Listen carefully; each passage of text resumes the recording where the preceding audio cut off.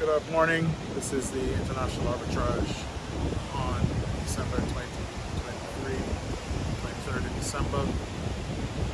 So we've been talking all morning about confidentiality, the end of U.S. confidentiality is becoming the new Corporate Transparency Act, the rules and regulations that have to be complied with in order for foreign law agencies, law enforcement agencies to access that information. We've talked about John Doe cases and how non-US governments can use John Doe cases to get banking information from the US. That's an established fact.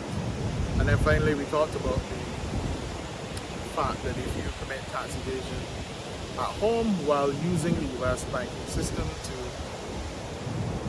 accumulate assets and earn income and what have you, which means you have a portfolio of assets in the US private bank, you don't declare that income back home and pay taxes on it back home, then you are committing tax evasion in the US, and you could be federally indicted for that. And there potentially is going to be a lot of that if and when the government starts to move and collect a lot of banking information. The US, of course, is going to do a lot more cooperation because they have an interest in cutting down on what they see as criminality. All countries, tax authorities want to collect more revenue, so we're going to have to live with this. So when it comes to crypto, I'm just going to say, again, I have to go to Zurich in January, late January, to kick the tires on these arrangements, but there are some arrangements using a UK trust, which will, a certain type of UK trust, which will be outside of CRS and will not be subject to the new CARF, which is CRS's version of crypto reporting, and will be outside of CRS as well. And this can be useful to some people, especially those who might live in low tax jurisdictions or Caribbean tax neutral jurisdictions who have wealth, accumulated wealth, and want to remain outside of the tax net. They want to use structures and arrangements that are not necessarily caught up in automatic information exchange, because why should they? But then even for people who are based in high tax countries, you can have confidentiality provided that you are tax compliant. And so you have confidentiality and then you work out a way to be tax compliant while keeping the confidentiality in place. It's okay for lawyers to help you do that, or for advisors to help you do that. So I strongly recommend that I'm going to talk about this more on the end of January when I've had more time to kick the tires, but I am going through reviewing the material. I like it, it looks plausible, it makes sense, good protection for clients.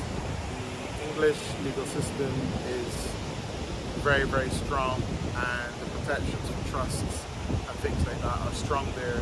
See, in the US doesn't have a tax compliance system, of course, like the UK. It's different. If you have a US trust, even a foreign trust, US foreign trust, is subject to a fair amount of compliance, that has to be submitted to IRS, even if the settlors and the beneficiaries are not US persons. With regards to the UK, if you have a trust which does not have a UK settler, doesn't have UK income generating assets, doesn't have UK beneficiaries, that is a very interesting vehicle, one which doesn't have to be registered with the trust registration system in the UK. It doesn't have to be, because it has no UK tax law nexus, but it does have UK legal nexus because it is a creature of English law, and therefore any legal action could be taken in the English legal jurisdiction, which of course is a fantastic thing if you're looking for remedies or to sort of a particularly complex international issue, litigation, whatever. So more on that later. I just wanted to mention it.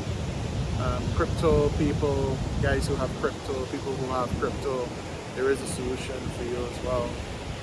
And we're going to have to differentiate between international advisory, tax law advisory is going to be very different, and the drivers of confidentiality are going to be essentially CRS rules that have been implemented by most countries, but those have to be implemented, those have to be considered across multiple jurisdictions, and therefore no one lawyer in any one jurisdiction is going to be able to advise on these things. It's basically going to be international experts, people who have devoted themselves to the interpretation of the CRS rules in multiple jurisdictions, and there are a number of experts out there like that who will be the main advisors and drivers and operators of confidential structures in the future.